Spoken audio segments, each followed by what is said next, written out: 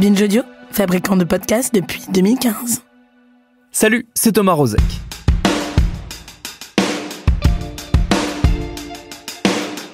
Alors que la France a depuis peu reconduit à la tête de l'État le président sortant Emmanuel Macron, et alors qu'on se projette déjà dans des législatives qu'on nous annonce comme un 3e tour de l'élection présidentielle, je vous propose de réécouter un extrait de la soirée électorale qu'on a organisée le 24 avril avec nos camarades de People et de Loopsider. Alors tout a été très stimulant pendant ces 4 heures de direct, mais il a fallu choisir, le reste est à retrouver sur Twitch, sur YouTube et sur Facebook, et voici déjà un beau morceau de cette passionnante soirée. Bienvenue dans Programme B.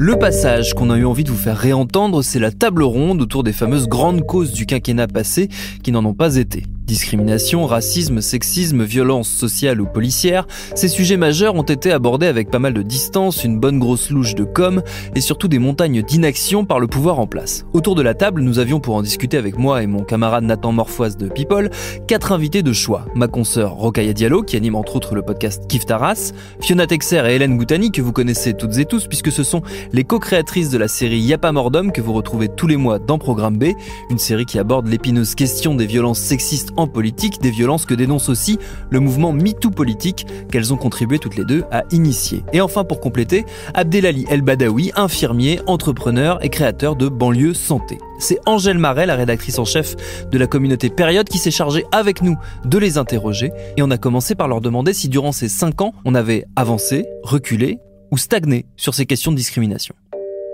J'ai pas encore de grille de réponse parce que je pense que 5 ans c'était trop court. Mais en même temps, il y a eu beaucoup de choses qui se sont passées. Il y a eu la crise sanitaire, la crise sociale, il y a la guerre, il y a énormément de choses qui se sont passées. La réalité, c'est que nous, on le voit au quotidien chez les patients qu'on touche, les femmes, les hommes qui aujourd'hui vivent les inégalités sociales. Il y a un fossé qui s'est creusé, qui est en train de se creuser encore de plus en plus. Donc, il y a des réalités en fait de quotidien pour des familles à faible revenu, des classes populaires très très pauvres. Donc je crois que nous qui sommes acteurs de la société civile, qui engageons un travail fort pour ces publics-là, on se rend bien compte qu'il y a des choses qui se passent et que aujourd'hui il y a beaucoup trop de choses de manière très descendante et pas assez ascendante. On n'écoute pas assez le peuple, on ne fait pas assez avec la société civile, et je crois que ces 5 prochaines années, parce que là il a été élu, les Français et les Françaises l'ont élu, donc il va falloir qu'il s'occupe et se préoccupe des gens. Fiona, Hélène ? La question était, est-ce qu'il y a eu des avancées, des reculs? Je pense qu'il y a d'abord eu une espèce d'espoir il y a 5 ans, quand on croyait encore ni de droite ni de gauche, avec une assemblée qui s'était fortement féminisée à l'époque, un groupe majoritaire qui était paritaire, et c'était une première sous la Ve République. Et puis après, il y a eu l'immense espoir qui a été suscité par la vague MeToo, où là, il y avait un boulevard pour le gouvernement en place pour prendre le train en marche et aller à la rencontre des attentes des militantes de la cause des femmes. Et puis, il y a eu un reflux évident, notamment avec la promotion d'un ministre de l'Intérieur mis en cause pour viol, qui s'est passé donc aux alentours de 2020, et finalement une fin de quinquennat qui a été secouée par des scandales sexuels au sein de la majorité, donc évidemment Gérald Darmanin, mais également Nicolas Hulot, et un bilan très contrasté en matière d'avancée pour les droits des femmes. Hélène ? Ouais, je pense que quand Emmanuel Macron a été élu, pas mal de gens ont envie de croire un peu à cette nouvelle vague d'hommes modernes qui jouent au foot avec des jeunes à Sarcelles, etc. Et en fait, c'est un peu le problème avec le ni de droite ni de gauche, avec le centre, c'est qu'en général, il est beaucoup plus à droite. Et je pense qu'à un moment donné, dans son quinquennat, il a essayé de renforcer son électorat de droite, notamment en refusant l'allongement de l'IVG, etc. En fait, il s'est révélé beaucoup plus réactionnaire. Je ne sais pas s'il est lui-même convaincu, mais en tout cas, voilà, il a juste favorisé son électorat de droite et il s'est droitisé sur la question des femmes, sans réel budget d'ailleurs pour lutter, que ce soit contre les violences sexuelles ou même pour faire des vraies politiques publiques qui mettraient en valeur les droits des femmes. Rokhaya Diallo nous a rejoint. Salut Rokhaya. Salut. Je te pose la même question que j'ai posée à nos invités au tout début. Il y a eu beaucoup de communication autour de ce quinquennat et autour de ces avancées éventuelles, mais j'aimerais avoir ton avis sur toutes ces questions de discrimination, de racisme, de sexisme, je vais réussir à le dire, qui on le sait sont intrinsèquement liées. Est-ce qu'on a avancé, stagné ou reculé pendant ces 5 dernières années d'après toi ? C'est une question très vaste, je sais. J'ai quand même le sentiment qu'il y a véritablement un mensonge sur une promesse qui était de faire l'égalité femmes-hommes la grande cause du quinquennat, qui a d'ailleurs été une promesse renouvelée lorsque Emmanuel Macron est entré en campagne et qui ressemble vraiment à une vaste blague, puisque après 5 ans, déclarer qu'une même cause qui n'a pas vraiment avancé est à nouveau la cause qui sera celle qui sera soutenue principalement par le prochain quinquennat, c'est effectivement, ça renvoie à une inaction certaine. Et les premiers signaux qui ont été envoyés sur cette question-là, avec une ministre pourvue de moyens de communication extrêmement importants, mais dépourvue de moyens matériels, étaient déjà plutôt, en tout cas, envoyait plutôt déjà des signaux assez négatifs. Là où moi, j'avais pas forcément d'attente énorme vis-à-vis d'Emmanuel Macron en matière de justice sociale, parce qu'on l'avait vu à l'économie quand même mettre énormément de personnes dans la rue avec la loi travail. Donc on avait quand même la certitude qu'on avait un président qui allait gouverner de manière néolibérale. Il avait eu quand même pendant la campagne un discours relatif aux questions mémoriales et à la colonisation qui pouvait laisser entendre que on serait peut-être un peu tranquille sur ce plan-là lorsqu'il avait dit que la colonisation est un crime contre l'humanité et avait fait scandale pendant la campagne de 2017.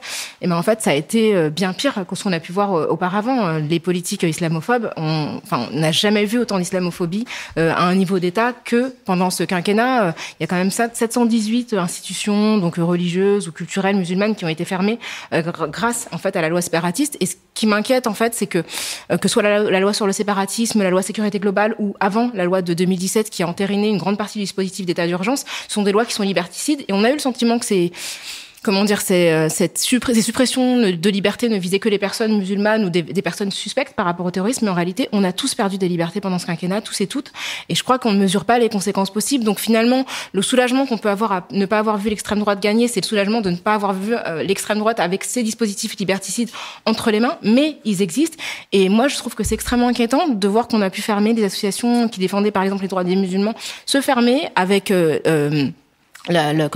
l'opposition de groupes comme la Ligue des droits de l'homme, sans que finalement ça ne provoque d'autres réactions qu'une forme d'indifférence apathique générale. Angèle. Moi, j'ai une première question sur les féminicides.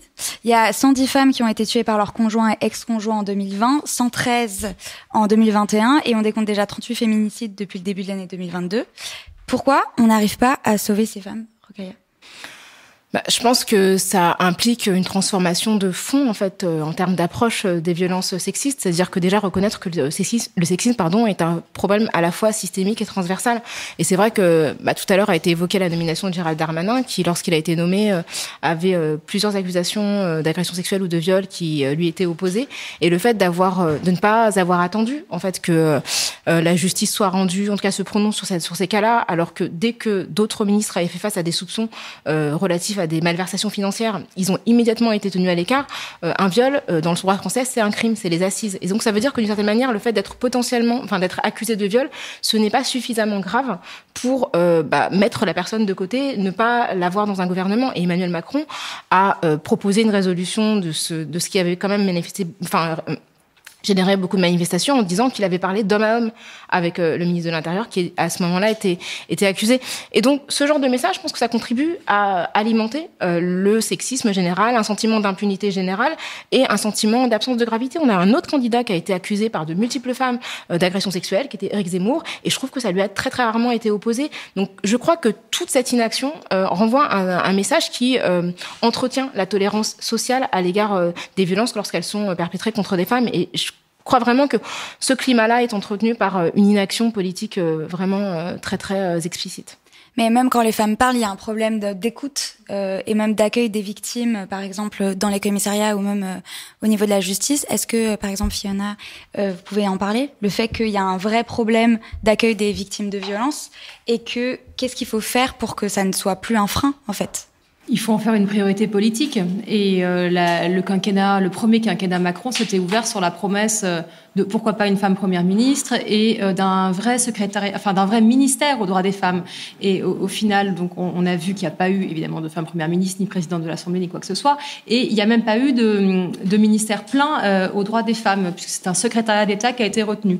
Et qu'est-ce que ça signifie ? C'est pas que du jargon ou est-ce qu'on se situe dans l'ordre protocolaire, ce genre de questions. C'est aussi une question de priorité et également de priorité budgétaire, de priorité financière. Et lorsque les associations réclament 1 milliard d'euros pour mettre fin aux violences faites aux femmes, donc de l'argent qui serait parti à la fois sur la formation des personnels de justice, la formation des personnels de police, la création de structures d'hébergement d'urgence pour les femmes qui fuient le domicile conjugal, eh bien tout ça, ça n'est pas au rendez-vous et les budgets ont été extrêmement faibles par rapport aux besoins. Donc ce dont on a besoin pour venir à bout de ces questions-là, c'est d'en faire des priorités au sein de l'équipe gouvernementale, ce qui n'était pas le cas, et de mettre le paquet budgétairement dessus, ce qui n'était pas le cas. Et l'aveu de faiblesse de cette fin de campagne, c'est évidemment la promesse de refaire de cette question une priorité. Mais si c'est pour y mettre aussi peu de moyens une deuxième fois, on sait que ce sera de nouveau vain. Dans ce quinquennat, il y a eu 90 000 policiers qui ont été formés normalement aux violences pour l'accueil des victimes. Mais en fait, il y a une fracture parce qu'au niveau juridique, après, il se passe plus rien. Donc, est-ce que ça a été une plutôt belle avancée, mais que la réalité a freiné ça ? Qu'est-ce qui se passe ? Peut-être Hélène ? Déjà, en fait, je pense que ce qui est difficile, par exemple, si on prend notre code pénal, la notion de consentement n'existe pas. Elle n'est pas expliquée telle qu'elle. En fait, l'absence de consentement va être comprise, en fait, parce qu'il y a eu des violences. Enfin, il y a quelques critères comme ça, mais la notion de consentement, elle n'est pas définie. Donc, à partir de là, je pense que c'est très dur de comprendre comment, en fait, on peut définir le viol. Enfin, le viol, c'est l'absence de consentement. Si le consentement n'est pas défini dans notre code pénal, ça paraît assez dur pour la justice de prendre ça à bras le corps. Surtout qu'en fait, ça, c'est Catherine Lemaguerès qui en parle bien. Quand une femme, en fait, va aller au commissariat expliquer, en fait, elle va devoir réexpliquer, en fait, exactement ce qui a été subi. Et en fait, c'est encore elle, son action, son avis, etc., qui va être jugée par les commissaires, par les avocats. Enfin voilà, elle va toujours raconter. On va jamais poser la question, comme c'est le cas d'ailleurs au Canada ou aux États-Unis. C'est quoi ? Est-ce que, monsieur, vous avez demandé le consentement ? Et je pense que ça montre aussi la manière dont est structuré en fait notre État, c'est-à-dire qu'en fait, la femme est quand même considérée comme la propriété de l'homme. Il y a un espèce de droit de cuissage, qu'on a vu avec l'affaire DSK, l'affaire Hulot. Les hommes politiques pensent qu'ils sont brillants, ils sont forts, et pensent que les femmes sont un peu des propriétés qui vont avec le pouvoir. Et c'est ce qui se ressent aussi dans notre société, parce qu'on a cette conception assez monarchique, finalement, du corps des femmes, et que le consentement des femmes, on n'est pas capable de le définir, en tout cas dans les termes de notre droit. Voilà. C'est ce que vous avez aussi mis en avant avec le MeToo politique. Tout à fait. En fait, ce qui était intéressant avec le MeToo politique, c'est qu'en fait, on a des hommes politiques qui vont dire aux Français moyens, c'est pas bien de battre sa femme, c'est pas bien de la violer, c'est pas bien de harceler des femmes dans la rue. Mais eux, par contre, ils se laissent aller. Eux, pas de problème. On peut rester ministre de l'Intérieur en étant mis en cause pour viol. Il n'y a pas cette notion de ruissellement. On nous a vachement parlé de ruissellement économique. Apparemment, plus les riches sont riches, plus les pauvres deviendront riches. Pourquoi les hommes politiques ne se donnent pas les mêmes règles contre tous les Français? Et je pense qu'il y a vraiment, et ça s'est vu notamment au premier tour, les femmes, elles ont été plus abstentionnistes qu'elles n'ont été en 2017. Je pense qu'il y a aussi cette conscience peut-être que, en fait, il n'y a aucune action qui est mise en place pour les femmes, parce que d'abord, les hommes les hommes politiques se donnent des droits supérieurs à ceux des Français moyens et s'arrogent le droit de ne pas respecter nos corps. Voilà. Rokhaya. C'est pour revenir un peu dans le sens de ce que je disais tout à l'heure, je suis tout à fait d'accord avec ce que tu dis, c'est que en fait finalement quand on a des ministres qui ont été accusés, comme dernièrement une femme ministre qui était accusée de harceler une de ses collègues, on la pousse fortement vers la sortie, donc elle part du gouvernement. Quand François Bayrou ou Marielle de Sarnez très rapidement en fait après leur nomination, notamment à la justice, sont embourbés dans des affaires liées à leur précédent mandat au niveau du Parlement européen, c'est des affaires d'argent. Donc là on considère qu'ils n'ont plus à rester dans le gouvernement parce qu'ils sont leur image est entachées.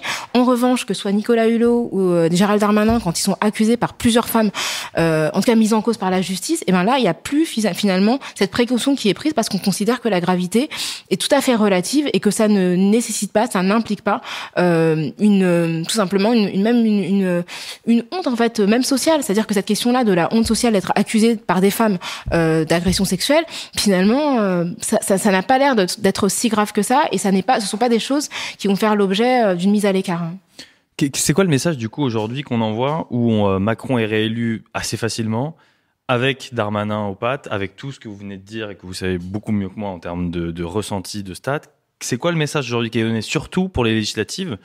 Il est impuni, il peut tout faire du coup. C'est-à-dire qu'en plus, il sait que dans 5 ans, lui, il n'a pas à se représenter. Quel est le message envoyé politiquement à toutes ces femmes et à toutes ces personnes qui militent en ce sens? Moi, ce que j'entends, c'est que d'une certaine manière, parce que il y a la question du sexisme, mais aussi il y a la question d'une forme de racisme, d'une forme de violence par rapport aux personnes immigrées, avec la loi asile-immigration, dont l'historien Patrick Weil dit qu'elle est la plus dure depuis la Deuxième Guerre mondiale. Donc il y a énormément de choses qui se sont passées, qui se sont produites. On a vu quand même ce débat où Gérald Darmanin disait à Marine Le Pen qu'elle était trop molle. Donc finalement, une réappropriation de l'idée d'extrême droite par le gouvernement à travers des dispositifs législatifs extrêmement agressifs, des violences policières comme on n'en a jamais vu, notamment pour réprimer le mouvement des Gilets jaunes, énormément de blessés, de personnes qui ont perdu des mains, des yeux, avec des ministres de l'Intérieur extrêmement durs. Et finalement, ces idées-là qui se sont installées, qui ont été promues par un gouvernement qui a passé tout son temps, en fait, à lutter contre le wokisme, contre l'islamo-gauchisme, mais jamais contre l'extrême droite, et qui finalement a réussi à installer quand même une forme de binarité factice dans ce deuxième tour et à gagner parce que c'était l'extrême droite qui était en face. Le message que je reçois, c'est que finalement, ces idées-là se sont bien installées, elles se sont fortement banalisées. Marine Le Pen n'apparaît plus comme une adversaire idéologique parce que moi, je trouve que quand même, dans le débat de l'entre-deux tours, Emmanuel Macron n'a pas rappelé qui elle était. Il n'a pas rappelé quelles étaient les origines idéologiques du Rassemblement national. Et on a eu l'impression d'un débat courtois entre deux personnes, au-delà de leurs idées, alors que ce qu'elle incarne, c'est quelque chose d'extrêmement dangereux. Et ça, je trouve que la notion du danger par rapport à l'extrême droite, on l'a vraiment perdue. Et c'est ce que je trouve regrettable. Je trouve qu'on a perdu cette idée, quand on voit les résultats, par exemple, du Rassemblement national dans les Outre-mer, je trouve ça effrayant. Je comprends qu'il y ait un rejet d'Emmanuel Macron parce que pour les Outre-mer, c'est 5 ans de mépris. À plein d'égards, c'est la perte d'une chaîne comme France O, qui était la chaîne des Outre-mer, qu'on n'a rien fait pour préserver. Donc c'est vraiment du mépris en permanence, etc. Mais que finalement, tout sauf Macron a supplanté l'idée de la dangerosité qu'on pouvait avoir par rapport à l'extrême droite. Donc je crois qu'on a vraiment beaucoup perdu et que finalement, ce qui a gagné aujourd'hui, c'est pas Emmanuel Macron, mais c'est l'extrême droite et ses idées et sa banalisation. Angèle ? Désolée, j'étais hyper prise parce que ce que tu es en train de dire. Moi, j'avais une question pour toi, Abdelali. Je me demandais, est-ce qu'on peut se poser la question de savoir s'il y a une si toutes les femmes sont protégées de la même manière et si elles ont, par exemple, le même accès à la justice et aux soins? Je pense qu'il y a toujours forcément des différences, malheureusement. Moi, je pars du constat, je suis infirmier, je rencontre des patientes à la maison, parfois dans des situations très très difficiles, très précaires, qui doivent gérer leur quotidien, leurs enfants. Parfois, elles ont très peu de ressources, voire pas de ressources. Elles n'ont pas non plus de lien avec des institutions locales qui peuvent les accompagner parce que elles ont peur d'y aller, parce qu'elles ne savent pas y aller, parce que il y a toute une notion de parcours qu'il faut, je pense, vraiment faciliter, qui aujourd'hui est très difficile pour ces femmes-là. Je crois que dans nos territoires, que ce soit les quartiers ou même en zone rurale, on a aussi des problématiques en zone rurale, il faut pas l'oublier. Il y a tout un enjeu, je pense, de décloisement des financements publics aujourd'hui. Pourquoi je dis ça? Parce que il y a plein de gens de la société civile qui font plein de choses, la Maison des femmes, il y a l'USAP à Villepinte qui fait un travail formidable pour les femmes, et d'autres structures aujourd'hui qui font un travail formidable pour les femmes. Et quand tu leur demandes est-ce que tu as assez de moyens, est-ce que et en fait ils vivent avec très très peu de moyens, même eux dans leur travail. C'est-à-dire qu'on voit la santé, il y a des fermetures de lits. Les urgences sont bondées tout le temps, donc Les urgences qui d'ailleurs sont souvent le seul moyen suite à une violence conjugale d'aller voir, parce que si le commissariat refuse ta plainte ou autre, si tu as envie de constater, tu vas voir le médecin généraliste, il travaille jusqu'à certaines heures, donc les urgences sont ouvertes et on va aux urgences. Et souvent même les urgences, ils ont du mal à prendre en charge ces patientes, parce que souvent on va surtout prioriser les urgences finalement vitales, mais c'est une urgence vitale d'être battue, parce que si elle rentre à la maison, qu'elle n'a pas le choix que de rentrer, parce qu'elle n'a pas la possibilité d'avoir un logement d'urgence ou autre, elle rentre dans un circuit où elle est enfermée, et puis elle se retrouve face à ces violences, et elle vit avec ça. Donc je crois que ce gouvernement, parce qu'il faut le dire, il a fait 5 ans, il va refaire 5 ans. Il va falloir qu'ils mettent encore plus de moyens, il va falloir qu'ils prennent encore plus le temps d'écouter les gens, parce que c'est ce que demandent les gens. En fait, on attend d'être écouté. On quémande pas, on mendie pas. Moi, je suis pas un mendiant. Mes équipes, celles qu'on voit tous les jours, elles mendient pas. Elles ont juste envie d'avoir cette dignité, ce respect qu'on leur doit. Et je pense que les Français, c'est ce qu'elles demandent d'abord, cette dignité, ce respect. Et je crois que beaucoup le disent. Nous, les remontées de terrain, on n'a pas été respectés, on n'a pas été écoutés. On s'est senti trahis, parce que effectivement, les collègues le disent. 2017, tout le monde y croyait à cette histoire de renouveau d'un jeune quadra qui arrive, les yeux bleus, le gendre idéal pour certaines, qu'on pourrait croire que. Mais en réalité, on s'est retrouvé face à une situation où finalement, on est 5 ans après. Qu'est-ce qui se passe? On a des inégalités sociales qui sont là, qui se creusent. La santé, la réponse Covid a été très difficile à être mise en marche. On a eu beaucoup de décès, il faut le dire. Il y a la question des inégalités. Il y a 11 ans d'écart d'espérance de vie entre ouvriers et cadres sup en France. À un moment donné, en fait, il faut repartir sur des réalités, et il faut surtout partir des réalités de terrain. Et je crois que le gouvernement, si il veut changer quelque chose, c'est d'abord parler aux gens qui sont sur le terrain, qui font au quotidien des choses. Vous dites souvent que en aidant une femme, on aide aussi ses enfants. Qu'est-ce que ça veut dire dans ce... Nous, on le voit au travers du projet qu'on a porté, le Café des femmes, parce qu'on pense que les femmes vivent, elles sont en première ligne des inégalités sociales. Clairement. Aujourd'hui, elles sont celles qui peuvent lutter contre ces inégalités sociales, mais pour ça, il faut les outiller, il faut les former, il faut les accompagner, il faut les rassurer, il faut créer le lieu pour ça.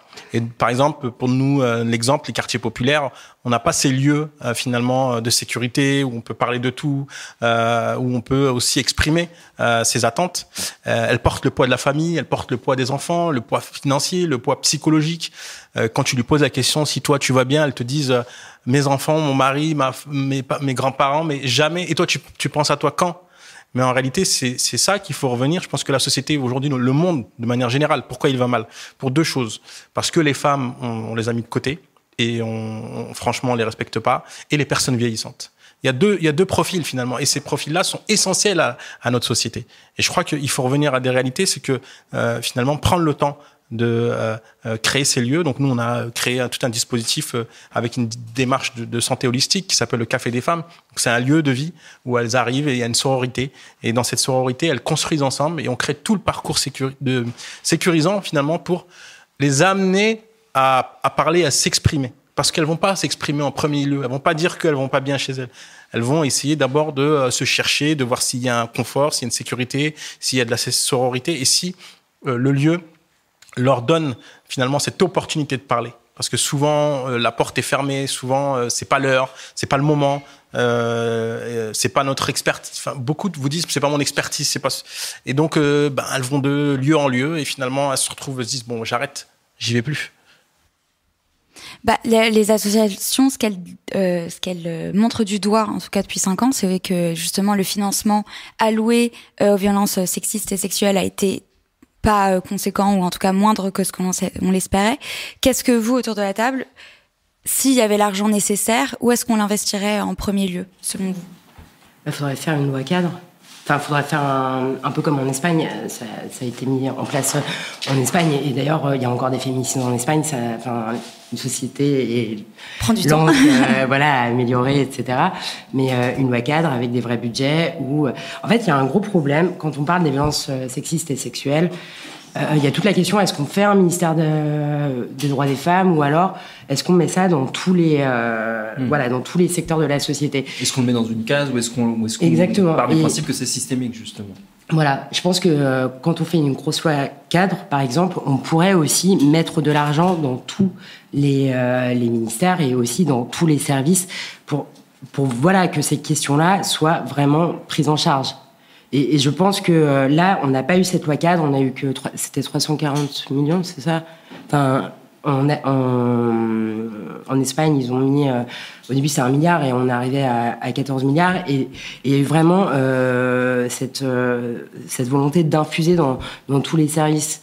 Et la crainte qui, à mon avis, va être... Enfin, ce qui va se produire, à mon avis... Parce qu'à chaque fois, on a vu ça quand il y a eu un candidat face à Le Pen, c'est qu'en fait, il va appliquer un tout autre programme que ceux qui ont voté pour lui. C'est-à-dire que je ne pense pas que les violences sexistes et sexuelles, et au-delà de ça aussi, les droits des femmes, c'est-à-dire l'égalité homme-femme, etc., la parité, alors peut-être au gouvernement, mais aussi dans les services des ministères, les services des collectivités locales, les services, enfin le rectorat, enfin tout ce qui en fait notre vie dans les hôpitaux, etc. Est-ce que ça sera mis en place? Je le pense pas, parce que en tout cas Chirac en 2002, il n'avait pas fait une politique en incluant les électeurs de gauche.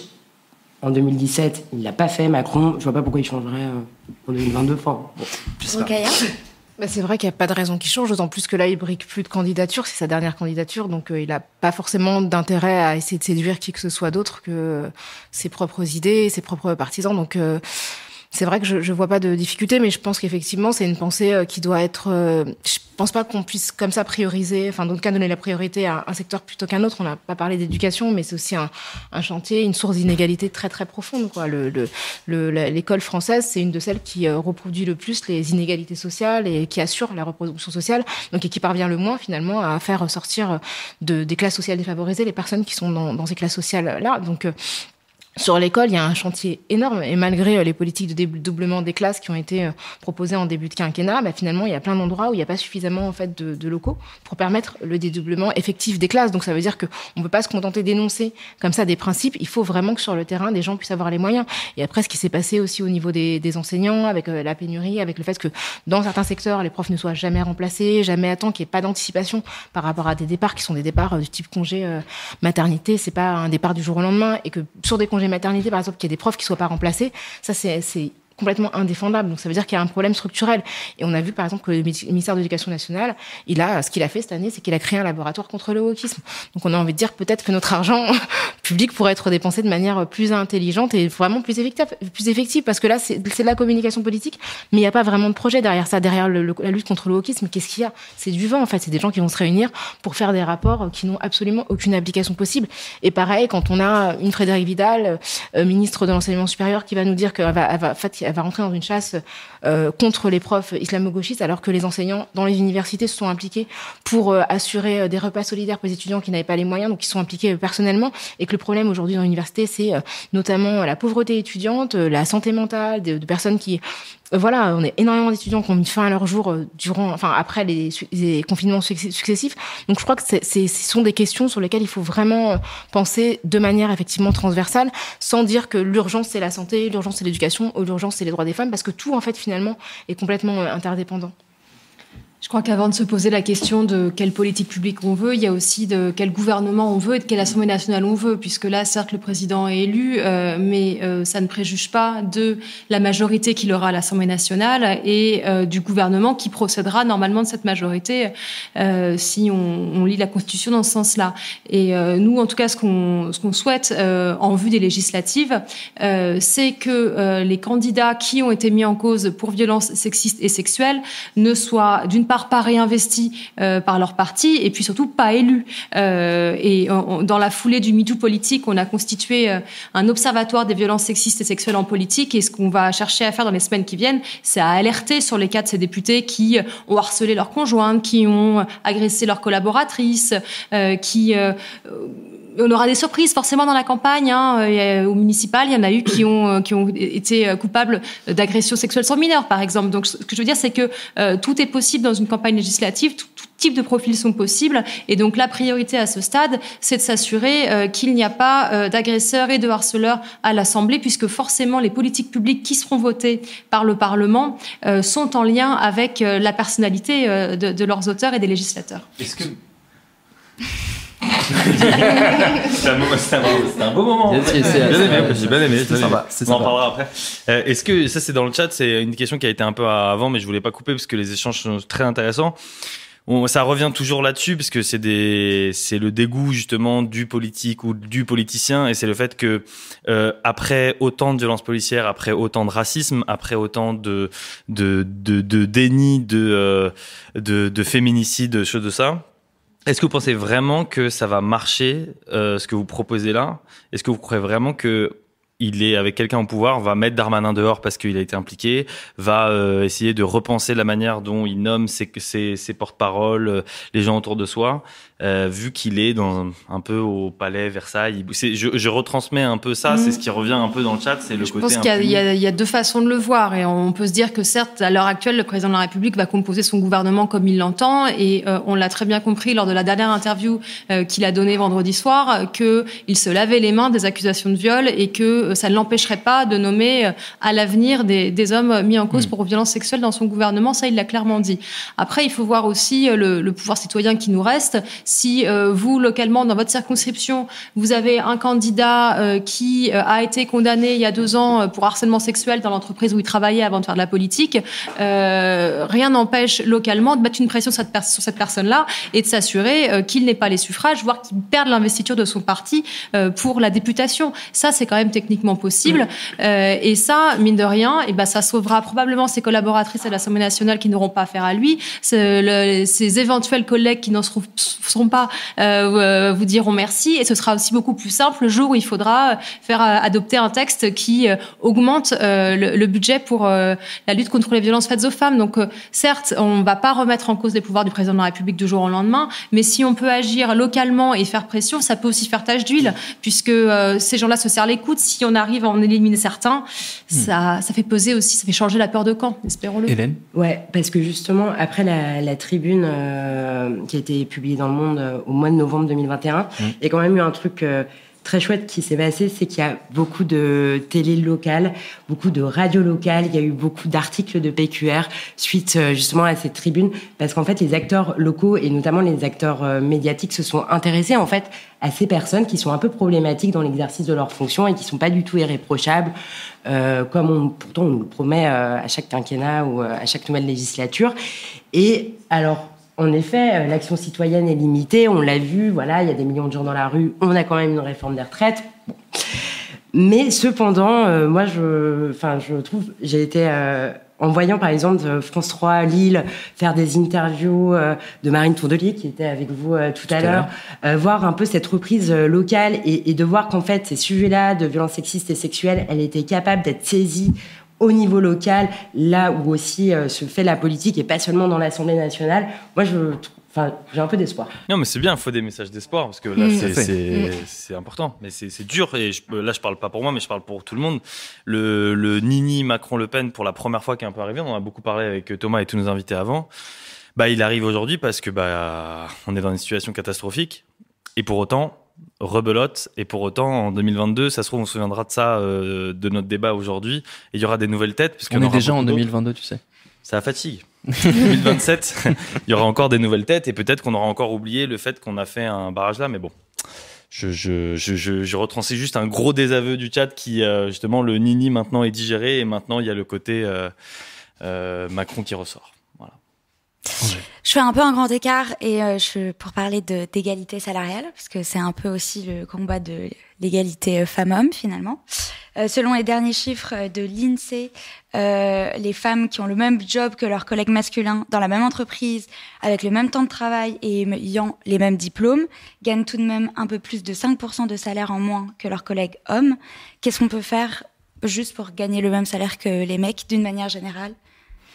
Je pense qu'il faut passer par la contrainte, en fait. Je pense qu'il faut mettre en place des dispositifs d'évaluation qui soient vraiment concrets. Et je pense que les gens ne marchent qu'à la contrainte. On a pu voir, par exemple, que, alors sur un sujet proche, mais pas tout à fait équivalent, que finalement, c'est en faisant passer une loi sur les quotas de nombre de femmes dans les conseils d'administration avec la loi Copé-Zimmermann, que finalement, durant la dernière décennie, ça a complètement transformé la composition des conseils d'administration. Donc là, on parle quand même d'une catégorie particulière de femmes qui sont celles qui appartiennent au conseil d'administration. Mais même la loi sur la parité en politique a complètement transformé la vie politique en 20 ans. On peut en voir les effets. Donc là, la contrainte, la sanction, le fait aussi de permettre aux femmes de pouvoir se protéger en cas de discrimination, parce qu'en fait, ça s'appelle techniquement une discrimination, le fait de pas gagner le même salaire qu'un homme pour un travail équivalent. C'est ça. Donc il faut aussi que derrière, il y ait des sanctions quand il y a des discriminations. Et ça, c'est dans tous les cas, finalement, parce que quand on regarde les questions de droit du travail, il y a très très peu de personnes, de personnes morales, en tout cas, qui sont sanctionnées du fait de discrimination. Et je crois que la discrimination et la crainte de la sanction, y compris juridique, en termes de réputation, c'est aussi quelque chose qui peut encourager des pratiques plus égalitaires. Et aujourd'hui, j'ai l'impression quand même qu'au niveau de la justice, au niveau des magistrats, il y a quand même quelque chose qui est de l'ordre, enfin vraiment de la démunition. Et donc, il y a un travail à la fois d'éducation à faire, mais aussi un travail vraiment d'outillage qui permettrait de garantir une égalité, mais avec des outils concrets. Il y a aussi, dans l'inégalité salariale, il y a aussi le fait que les femmes travaillent souvent moins que les Bien hommes. Sûr. Il y a le fait qu'on ait des mi-temps. Que les congés maternité soient sanctionnés aussi. Voilà, plus de précarité parce qu'on est dans une métier plus précaire aussi. Est-ce que, Abdelali, toi, tu vois sur le terrain qu'il y a une précarité des femmes qui est plus ample? Oui. Déjà, on a une explosion des familles monoparentales.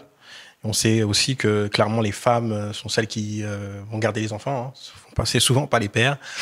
Et donc forcément ça va précariser. Il y a une étude scientifique qui est sortie aux États-Unis qui dit que si tu donnes $300 de plus à une femme en situation de précarité avec enfant, ça joue sur le cortex cérébral de l'enfant de manière très positive parce que ça sécurise un peu plus la femme. Et donc forcément, la notion d'argent, elle est liée finalement à tout le cadre, mais aussi à ce que peut apporter la femme à ses enfants ou à elle-même en tant que bien-être.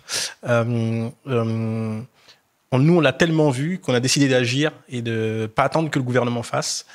Donc qu'est-ce qu'on fait ? On fait des clés de bras aux grands groupes pour leur dire, bon, OK, vous voulez recruter dans certains territoires parce que vous avez envie, vous voulez former, OK, on va nous créer un programme qui s'appelle Papillon. Ce programme, c'est tout un accompagnement qu'on a formalisé, mais en partant surtout de l'écoute de ces femmes. Qu'est-ce qu'elles veulent faire? Ou est-ce qu'elles ont des moyens de mobilité, etc. Donc, prendre le temps de respecter aussi leurs contraintes, finalement, de vie familiale, parce qu'elles ont envie d'avoir une vie familiale. C'est pas juste aller trouver un boulot et se casser le dos et finalement laisser tomber sa vie familiale, sa vie personnelle, parce que la notion de bien-être doit être hyper importante dans ce travail-là. C'est pas juste de dire on va faire des projets, c'est qu'est-ce qu'on fait pour qu'elle-même, elle puisse se sentir dans cette, je dirais, respectée dans cette société. Donc, on a aussi monté toute une charte, finalement, d'entreprise bienveillante à l'égard des femmes. Et donc, on est en train de vraiment faire cette clé de bras au grand groupe en leur disant, OK, vous voulez avoir une responsabilité sociétale, c'est super. Vous voulez faire du hashtag, je sais pas quoi, c'est super. Mais il faut arrêter le bullshit. On va parler concret. On va parler avec les gens qui, aujourd'hui, vivent les précarités, les inégalités. Et ce sont ces femmes, surtout, qui vivent ces inégalités. Donc, vous allez travailler de manière... En fait, il faut les forcer. Je crois que ce que dit effectivement Rokhaya sur la notion de mettre des mesures d'impact, des mesures concrètes, d'engager un travail fort aussi pour que on oblige l'État, mais aussi les grands groupes. Parce que en réalité, si on oblige les grands groupes, forcément, à un moment donné, l'État, il va suivre. Et moi, je crois que c'est ça aussi, la stratégie qu'il faut avoir, c'est aller voir le privé pour que le public y suive. Et ça aussi, c'est important. Parce que l'État, c'est une machine, et le temps que ça arrive, s'il se passe 2 ans, 3 ans, puis à la fin, on est déjà sur la 5e année, il faut revoter. Non, on y va tout de suite avec le privé, et on verra après si le public joue le jeu ou pas. On parlait tout à l'heure du congé maternité, il y a le congé paternité qui a été augmenté, mais qui n'est pas une obligation de le prendre. Qu'est-ce que ça dit aussi des avancées en demi-teinte de c'est possible maintenant, mais en même temps, c'est pas forcément obligatoire. En fait, on a avancé sur ça, mais on n'a pas avancé sur d'autres choses qui concernent les femmes du quotidien. Et je crois que moi, je suis super content qu'on a avancé sur la parentalité chez les hommes et tout, mais en réalité, il faut revenir à des bases. Les femmes vivent encore plus des inégalités. C'est à elles qu'il faut donner plus de moyens, plus de choses, plus de. Je pense que c'est pas juste. Voilà, on fait une conférence de presse. Voilà, c'est super. On met 2-3 femmes. Voilà, une comme ci, une comme ça. Non, il faut arrêter. Il faut les gens. Voilà, ils ont besoin de remplir leur frigo, tu vois. Du coup, on a parlé de discrimination. Il y a un sujet qui a beaucoup été repris pendant le débat et les présidentielles d'une manière générale, c'est celui du port du voile. Qu'est-ce que ce débat qui est tout le temps remis sur le tapis dit et retranscrit de la réalité de la société française d'une manière générale? Comme tu disais, On se bat pour les idées d'extrême droite en France, en fait. Et on félicite une femme, voilée, d'être aussi féministe. C'était une séquence quand même assez improbable. Est-ce que tu peux raconter pour ceux qui n'ont pas vu bien sûr. Donc, on a Emmanuel Macron qui est à Marseille. Et en fait, Marine Le Pen a dit quelques jours auparavant, je ne suis pas exactement sûre des dates, mais a dit que voilà, il y avait une inflation des femmes voilées, donc avec ce terme économique très étrange sur je sais pas, c'est religieux, c'est très étrange. Ouais. Et donc, il s'est dit que finalement, on était quand même dans l'entre-deux-tours, donc fallait quand même montrer qu'on n'était pas autant de l'extrême droite que l'extrême droite. Donc, il est allé voir à Strasbourg, dans une foule, une femme voilée, à qui il a demandé si elle le portait par choix ou pas. Et la femme lui a bien dit qu'il était féministe. Il a trouvé ça beau. Et j'ai trouvé ça, moi, personnellement, très condescendant et très étrange. Et il y a vraiment une obsession sur la question du voile. Et c'est vraiment... moi, ça m'a rappelé, en fait, le passage Darmanin-Le Pen, où on a Darmanin qui dit à Le Pen qu'elle n'est pas assez dure sur les questions de l'islam. Comment ? Qu'elle est un peu molle. Ouais, et voilà. Et je trouve que c'est... il y a vraiment une réappropriation des idées d'extrême droite par la droite dite normale. Et ça, pour le coup, on a perdu un combat. Et en plus, c'était quand même une campagne où on a parlé de remigration, de grand remplacement. Enfin, c'est des termes fascistes. Et sauf qu'en fait, là, dans l'entre-deux-tours, on a beaucoup parlé du voile, etc. Parce qu'en France, on aime bien se prendre la tête sur le voile, mais c'est vraiment un peu la pointe de l'iceberg où tout le monde, en fait, c'est tolérable. Comme quand tu parlais de la loi sur le séparatisme, on peut s'attaquer tranquillement à une minorité religieuse en France en 2022. Je suis peut-être un peu... Mais d'autant plus qu'en fait, tout le quinquennat était absolument obsessionnel par rapport aux signes d'expression religieuse des musulmans et toujours sur ceux des femmes. C'est-à-dire que, en fait, ce dont on se rend compte quand il s'agit d'islamophobie, c'est que, à conviction égale, ce sont toujours les femmes, en fait, qu'on va regarder, qu'on va scruter, qu'on va agresser, qu'on va empêcher de vivre, en fait, d'avoir des activités normales, quand, en fait, les hommes vont pas forcément être perçus de la même manière, en tout cas, vont pas faire l'objet de débats. Et c'est toujours autour du corps des femmes. On se souvient que Jean-Michel Blanquer, d'un côté, nous disait qu'il pensait que le voile n'était pas souhaitable en France, et de l'autre côté, il trouvait que le crop top, c'était pas une tenue républicaine. Donc, dans une espèce de truc où, en fait, c'est un homme d'un certain âge qui est ministre de l'Éducation qui va nous dire qu'en fait, pour être une femme respectable, républicaine, il faut s'habiller comme ça, donc pas trop voilée, mais pas trop découverte non plus. Et donc, Emmanuel Macron a laissé dire ça. Lui-même a dit que le voile nous insécurisait parce qu'il ne correspondait pas à la civilité française. Donc voilà, toujours avec des implications un petit peu racistes. Je pense qu'on peut dire les choses telles qu'elles sont. Et entre deux tours, tout d'un coup, il se réveille parce qu'il se rend compte que 70% des musulmans ont voté Jean-Luc Mélenchon et il se dit que c'est un électorat qu'il faut draguer. Donc, qu'est-ce qu'il fait ? Il va dire à une femme voilée, il va la féliciter effectivement de manière condescendante en disant que finalement, qu'elle soit féministe, c'est juste merveilleux. Et en étant en opposition avec tout ce qu'on a entendu depuis 5 ans. Il y a quand même pas si longtemps, on débattait de savoir si les femmes qui portent un foulard ont le droit de faire du foot. Enfin, on est quand même dans 2 ans, il y a les Jeux Olympiques à Paris, donc des gens qui vont venir de plein de pays, y compris des femmes de pays où il y a des majorités musulmanes, donc avec des foulards.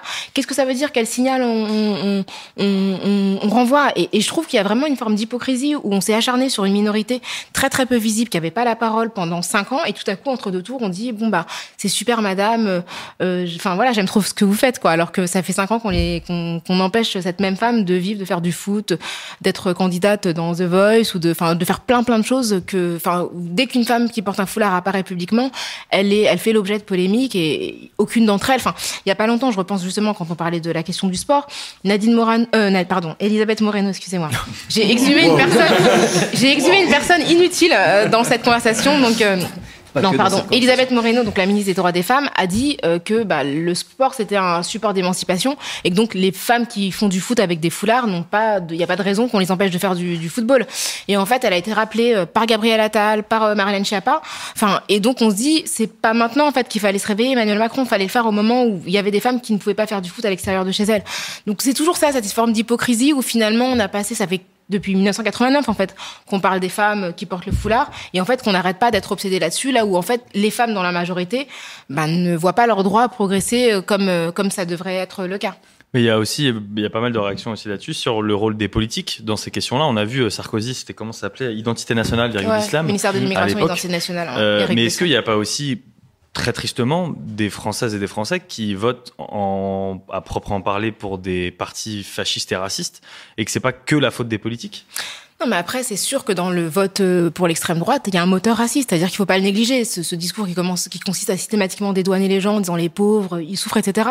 Quand on vote pour l'extrême droite, c'est pas un vote anodin. Donc ça veut dire que soit on est en accord avec ces idées-là, soit que ces idées-là ne nous indisposent pas suffisamment pour que on tente de les freiner. Donc il y a vraiment, parce que le programme de Marine Le Pen, c'était un programme qui était explicitement xénophobe et raciste dans ses dispositions, et complètement, qui n'avait rien à dire en fait sur la question de l'égalité femmes-hommes. Après, je crois que les Français sont aussi sensibles aux débats tels qu'on les pose. Quand, à l'époque de Nicolas Sarkozy, il y a eu tout un débat sur le voile intégral, et on a vu une différence en fait d'opinion entre le moment où il n'y avait pas de débat sur le voile intégral, où en fait les gens étaient relativement indifférents à cette question, et à partir du moment où c'est devenu une espèce de débat qui faisait un tapage médiatique, tout à coup les Français étaient hostiles au port du voile intégral. Donc je pense que quand on vous amène un problème et qu'on vous répète que c'est un problème, ça finit par devenir un problème dans votre tête. Oui. Angèle, il nous restait une question à aborder. Ouais, une dernière question. Du coup, qu'est-ce qu'on peut espérer pour les 5 prochaines années finalement ? Wow. Qui veut commencer ? Qui se lance ? Moi, j'espère une lecture attentive du rapport du GIEC qui laisse 3 ans pour endiguer l'inaction climatique. Et voilà, ce serait peut-être le premier combat et la première tâche à laquelle s'atteler. Si on veut avoir l'opportunité de pouvoir s'attaquer aux autres. Tout à fait. Hélène ? Je partage tout à fait. Je pense que c'est très important également. Et peut-être une campagne dans un futur plus proche, d'avoir une campagne des législatives peut-être plus intéressante que les fois dernières, puisque à chaque fois les législatives, c'est un peu ça conforte un président dans sa majorité. Là, on va avoir une période des législatives assez longue par rapport à 2017, et peut-être, en tout cas, on pourra peut-être espérer des surprises, mais de l'autre côté du bord politique. Voilà. Il y a peu d'engouement sur les positifs sur les 5 Okaya. Oui, pour rejoindre ce que tu dis, peut-être un intérêt pour la politique en dehors de l'élection présidentielle, parce que malgré tout, même si les gens sont beaucoup abstenus aujourd'hui, il y a quand même des mouvements sociaux qui ont été extrêmement intenses tout au long du quinquennat, à différents niveaux, sur plein de sujets, sur le sujet du climat, sur le sujet des violences sexistes, sur le sujet aussi des violences policières. Et donc, et après évidemment l'égalité sociale avec les gilets jaunes ou les questions des retraites. Et donc, j'espère que qu'on arrivera justement à installer un rapport de force avec la rue, en fait, avec le terrain, et effectivement que des élections intermédiaires comme législatives, mais aussi les élections européennes qui comptent beaucoup plus qu'on ne le croit et qu'on ne le ressent, parce que l'essentiel de nos lois, faut quand même le rappeler, sont issues du Parlement européen.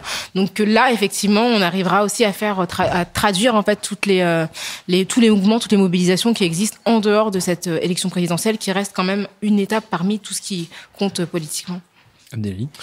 Ce que j'espère, c'est qu'on arrête de cliver les Français et les Françaises, qu'on laisse tranquilles les Français et les Françaises, qu'elles soient de confession musulmane ou pas, qu'elles aient envie de porter le voile ou pas. Je crois qu'il faut revenir à l'essentiel de notre société, c'est qu'aujourd'hui, on a près de 11 millions de pauvres en France, qui va ne cesser que d'accroître. Et je crois que les réalités aujourd'hui de la justice sociale, de la justice climatique, parce qu'il faut aussi le dire, la question du climat va durement frapper les plus pauvres d'abord, et non pas celles de ceux qui ont les moyens de se défendre. Et surtout, je pense que en ces temps très troubles, ce qui nous reste à faire, c'est d'aimer les autres. L'intégralité de cette émission commune entre nous, Loopsider et People, elle est à retrouver sur la chaîne Twitch de People, sur le Facebook de Loopsider ou sur la chaîne YouTube de Binge Audio, tout comme la soirée du premier tour, que je vous conseille aussi, évidemment. Merci à Fiona Texer, Hélène Boutani, Rokhaya Diallo et Abdelali El Badawi, ainsi qu'à tous les invités et à toutes les équipes mobilisées pour ces 2 événements. Merci à Elisa Grenet d'avoir réalisé cet épisode de Programme B, qui est un podcast de Binge Audio préparé par Lauren Bess. Tous nos épisodes, les anciens comme les nouveaux, sont à retrouver sur toutes vos applis de podcast. Cherchez-nous sur internet si vous voulez nous parler, et à très vite pour un nouvel épisode.